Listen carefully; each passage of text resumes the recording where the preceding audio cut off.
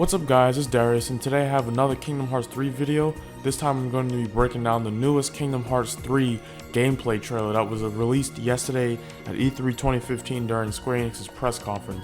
There's a lot to get out of this trailer, from the story all the way down to the gameplay, but I'm going to try to get through it as fast as I can, but also as precise as I can so you guys understand what I'm talking about, and of course I'm going to be showing it on screen too so you understand. So the first thing I wanted to go over was the animation of the game. Now the first cutscene or animation is obviously Master Ericus and Master Xehanort at a very young age talking, and obviously the same dialogue from the KH 2.5 HD remix that was shown. The trailer for that was shown at E3 last year, and you know, as you guys know, at the end of that trailer they show you know, some dialogue between the two of them talking, and that's about the same dialogue, but there's some stuff added that you hear at the beginning and the end of this trailer. But anyways, yeah, they're talking while they're having a chess game and whatnot, and it looks like they're in the land of departure, which also could be at this time Daybreak Town, because again, these guys are so young. This could be taking place during the time of Kingdom Hearts Key, and if you don't know, the hub town for Kingdom Hearts Key is called Daybreak Town, and there's striking similarities between the you know, land of departure and Daybreak Town. And you know, if you guys didn't know, at the launch event last year for 2.5, there was a closed showing of some Kingdom Hearts 3 stuff to certain people, and one of the concept art showed Sora in a place that kind of looked like you know, Daybreak Town, and people speculated ever since then, could Daybreak Town be the same hub area for Kingdom Hearts 3, which would mean that they would have to revitalize, I guess, Land of Departure in a way to bring it back to its old way that used to be Daybreak Town, similar to how they did Hollow Bastion and revised it back to Radiant Garden. But anyways, you know, like I said before, young Xehanort says some different stuff than was seen in the Kingdom Hearts 2.5 E3 trailer. But the next thing I want to go over is the movement and of Sora when they finally get to the gameplay shortly after that first cutscene. I just wanted to point out that the movement is way more smooth than we saw in the D23 trailer, obviously because development has been going along smoothly and been going on for about 2 years ever since they showed that off. As you might have noticed in this part, you see Sora in his Kingdom Hearts 2 outfit, and that might be just due to, you know, you having to visit this world, Olympus Coliseum, if you didn't notice it right away. This might be due to Olympus Coliseum becoming you know, one of the first worlds that you actually visit earlier on in the game, and Sora might not have gotten to a point in the story where he gets his new clothes yet. As you can also see, he has a new Keyblade, and it's nothing like we've ever seen before. It's not a Keyblade that we've seen before, much like the Kingdom Key. It's a completely new Keyblade. Also, we see new Heartless, and to be more specific, it's like a water Heartless with like water around it. And what's cool is that they look like they work together to try and you know, obviously get rid of Sora. And there's also Flying Heartless that we see later on in the trailer that is new too. Also during that, he also has another Keyblade, and it looks like it may be themed after Olympus Coliseum. And it's like, if you see it in the trailer, you see him shooting out fire and all that stuff, and it's just a really cool looking Keyblade. It's good that they still have the theme of Keyblades being very reminiscent of the world you get it in.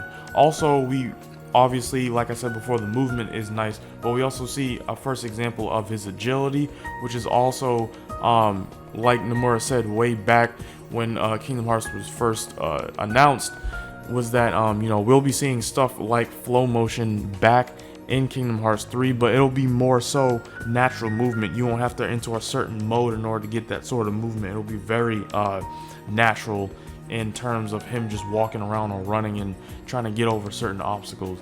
The next thing that a lot of people, including myself, were very taken aback by was when Sora jumps off this cliff and he's falling all the way down to the next level.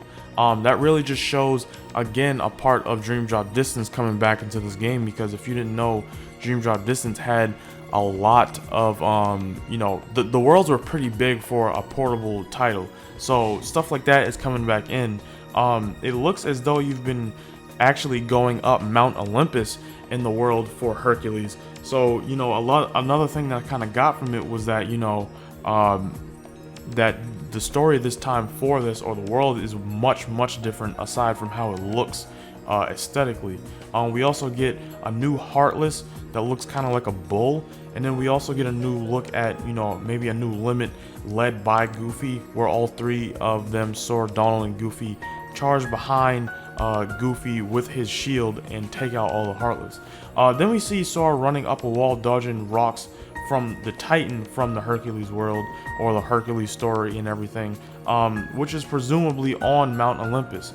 And one thing I got from this is that maybe the plot for Mount Olympus is that you're trying to make your way up, Olympus Coliseum.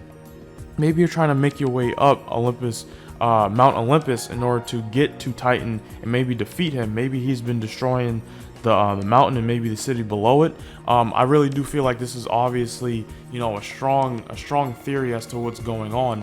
And also maybe Olympus Coliseum gets a new name completely, because it looks like most of what you're doing is actually on Mount Olympus and not actually in the Coliseum. But we'll have to see when the game comes out. The next thing is that you know, we also see a flow motion variant, like I said before, but the animations are very similar to Dream Drop Distance. We see Sora jumping up the wall and whatnot, and he kind of has his hand flown back because he's going very fast, which I think is very cool. But obviously the difference this time is that you know, we see a lot of light particles coming from him, which is pretty cool.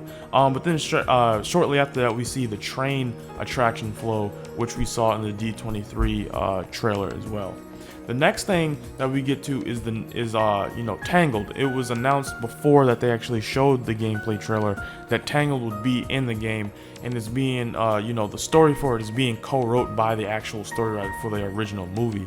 You see at the beginning Sora is in his new clothes, and we can also see the tower that Rapunzel is in the distance. But then Heartless pop up, and they actually look very similar to dandelions. Also, we see later that on the white parts of those Heartless, they blow off and then become other Heartless. Next, we see Sora use what's presumably the magic command Arrow. What's even more cool about this is that as the wind from Arrow surrounds him, the grass around him move in the same way as arrows. For example, as you see in it, as it moves to the left, the grass moves to the left as well, and it stays that way. That's just one great detail among many others that are, you know, just like the rocks. You see the texture in the rocks and the clothes textures and the environment in general, basically due to the Unreal Engine 4, which is an amazing game engine.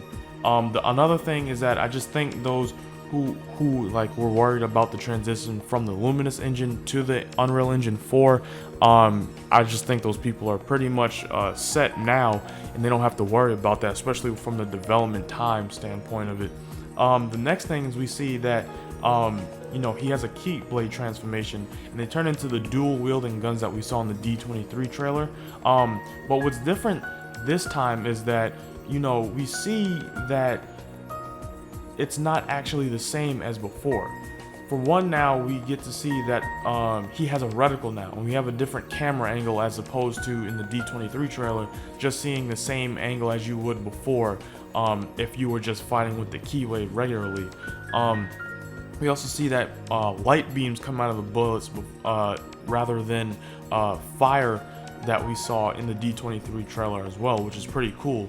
You know, and then after that, it turned into a big cannon that blasts one big ball of light, similar to Terra and his Keyblade transformation as he had in Birth by Sleep. It's really cool that they're implementing stuff like that to kind of go back and revisit stuff. One thing the other point out is that he doesn't have a lot of these abilities until he gets his new costume in the trailer. So that might be similar to when we actually get the game. There might be a lot of abilities that are held back until we actually get that costume for Sora. Now the next thing, you know, that I wanted to go over is that, you know, going back to the transformations and the flow actions, they actually don't take up the EX meter that you see on the bottom right corner in the hub.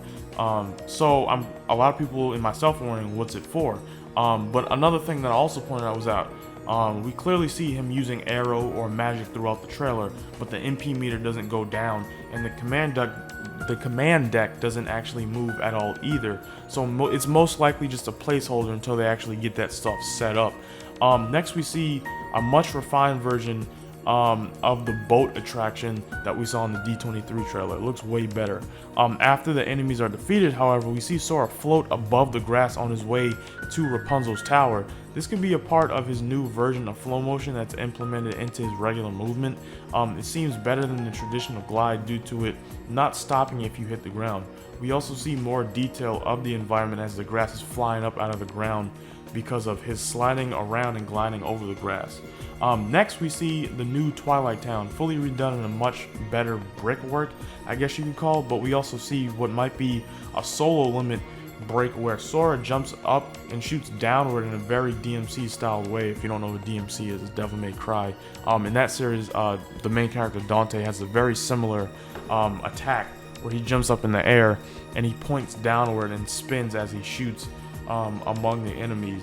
And I think that was just a really cool touch that they added into that, what's presumably his new, solo limit break. But then he proceeds to go into a more traditional combat. But while we see him go into that traditional combat, we see the bricks have been laid over the hole in the wall that would normally lead to the haunted mansion. But what is also interesting about this is that, it looks as though the bricks have been laid from the other side. So who laid them? I mean, we really don't know until we get the game. All we know is that in Kingdom Hearts 3, in Kingdom Hearts 2, we knew before that people in Twilight Town just kind of avoided that hole and just didn't go through it. But it seems though maybe someone not from Twilight Town probably has figured out the nature and dangers from someone possibly finding the house and getting into it and decided to cover it up so nothing bad happens in the future. Who really knows who did it? I guess we'll see when we get the game. Also, we see that next to the hole is the tournament struggle, is the struggle tournament flyer still going on. So that's really cool to see that the struggle tournaments are still going on in the game as well. One more thing is that we see one more classic Heartless return, which is the soldier from Kingdom Hearts 2 making its first appearance in Kingdom Hearts 3. Next we see another attraction flow, which is the teacups, clearly inspired by the ride at Disneyland. After that is the attraction flow that is actually looks like it's themed from Olympus Coliseum due to it being a Pegasus pulling a carriage. But is it really attraction flow? The reason why I say that is because one thing taken from this is that the possibility that certain Keyblade transformations depend on what Keyblade you have. It's hard to tell from the trailer, but it looks as though Sora is wielding a Keyblade from Olympus Coliseum in Twilight Town. So it could be possible that each Keyblade has its own personal transformation rather than Birth by Sleep, where you just had one transformation depending on what character you had, which is really cool if they're able to do that. That might actually make the game more fun and may actually actually have people switch their Keyblades around more often. Anyways, going back to the attack that goes around from that Keyblade, you see him riding the Pegasus around. You see lightning bolts kind of hitting the Heartless as he's running around, and maybe the Heartless are the Heartless are being hit by the Pegasus in the process. After the gameplay is done, it cuts back to Master Ericus and Master Xehanort in young form, continuing their dialogue. But some stuff has been actually added to the dialogue on this part from the 2.5 trailer. Master Xehanort says, adding to the original dialogue that we saw, "The future has already been written." And then Master Ericus says, "Who's to say I can't change it, and maybe light will prevail. There's more to light than meets the eye. You might be surprised." And then Master Xehanort says, "Oh, I hope so." Now, what I got from that extra piece of dialogue is that while this happens, Xehanort is looking at the Keyblade on the wall that's actually his current Keyblade in Kingdom Hearts. That's a very dark and has like an eye toward the bottom of it, and has what looks to be a lamb or a sheep or whatever, with an animal with horns toward the hilt. And it's actually a symbol from one of the foretellers from Kingdom Hearts Key. From this, it seems as though Master Xehanort or young Xehanort has taken after a foreteller who has possibly been a leader of the darkness, and Master Ericus has taken to a follower who follows light. But even with this, they aren't very mean towards each other. They don't have any animosity toward each other. So this definitely is taking place during a time where darkness and light were balanced, and those who followed each side were able to coexist and understand the importance of the balance between light and darkness. So that's it for this breakdown for Kingdom Hearts 3. Hopefully we see another trailer soon and we can get some confirmation on what I've explained for the gameplay and as well as the story for Kingdom Hearts 3 so far. Hopefully Kingdom Hearts Key, for those who haven't tried out or are not up to date on that story, hopefully when that comes out, that'll explain some stuff too. But if you enjoyed the video, please comment and let me know what you think of everything below. Please let me know if I missed anything.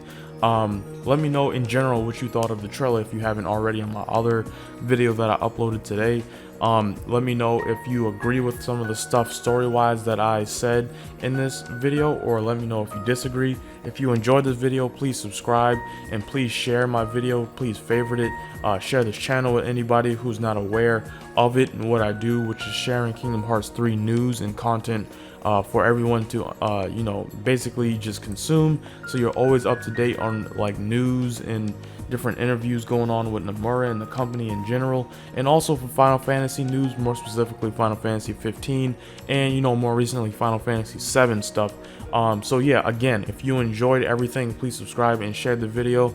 Please comment below your feedback, and I will see you guys next time. Thanks for watching.